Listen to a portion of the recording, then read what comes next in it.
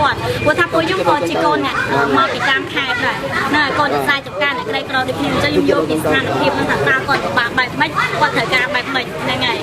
មានខ្លះចំណាយផ្ទាល់ខ្លួនខ្លះទៀតយើងបានពីការឧបត្ថម្ភពីសម្រាប់ជននៅតាមបណ្ដាសង្គម Facebook ក៏ដូចជាបងប្អូនក៏ដូចជាអាជីវករក៏ដូចជាថ្នាក់បងមន្ត្រីរាជការមួយចំនួននិយាយទៅគាត់មានការចូលរួមចម្រុះក៏ប៉ុន្តែខ្ញុំអត់ទាន់ជាស្រួលទេប៉ុន្តែឈឺនៅលេបឆ្នាំមួយខែគាត់ឲ្យមួយខែថ្ងៃទី22ខ្ញុំត្រូវត្រឡប់ទៅខែម្ដងទៀតបណ្ឌិតម្ដងទៀតចាតែរសារនេះចិត្តគៀកនឹងចូលឆ្នាំខ្មែរចូលឆ្នាំចិនសំទោសចាឲ្យចិត្តនៃនិមន្តនៃសេចក្តីស្រឡាញ់រសារម្នាក់ទាំងបុណ្យសង្សារអញ្ចឹងតែខ្ញុំចង់ប្រវាយបុណ្យសង្សារទៅជាមិនប្រវាយគឺ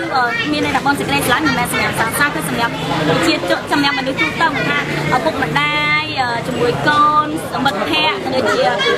ជាមួយនឹងបងប្អូនដទៃទៀតចាស់ជរាអីដទៃទៀតអញ្ចឹងខ្ញុំចង់បង្ហាញថាខ្ញុំចង់ធ្វើឲ្យគាត់បានហូបឆ្ងាញ់ចាមិនមែនផ្ដោតហ្នឹងហើយតែមួយគឺយើងអាចចែករំលែកទៅដល់មនុស្សគ្រប់គ្នាបានហើយទាំងអស់លោកតាវិទ្យាទាំងអស់ដែលគាត់ក្នុងថ្ងៃនេះហ្នឹងភាគច្រើនគឺលោកតាស៊ីក្លូអ្នកមីងមួយសម្រាមអ្នកលោកយាយដែលគាត់ដើរផ្លូវបញ្ជីងខាត់សារាស្បែកជើងអីហ្នឹងទាំងអស់តែពេលដែលយើងពេលខ្លះយើង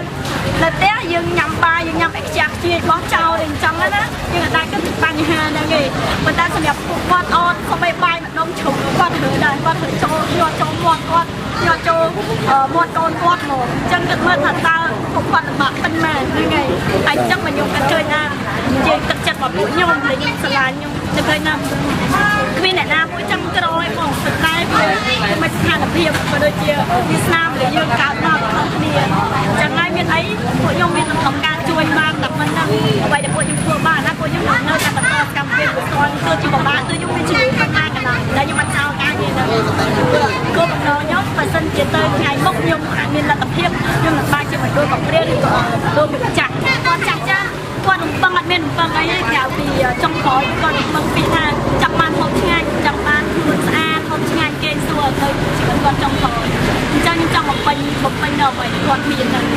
បាក់ហើយចំពោះពួកខ្ញុំមិនដូចថាសំរុំគ្រួសារម៉ាយប៉ុណ្ណឹង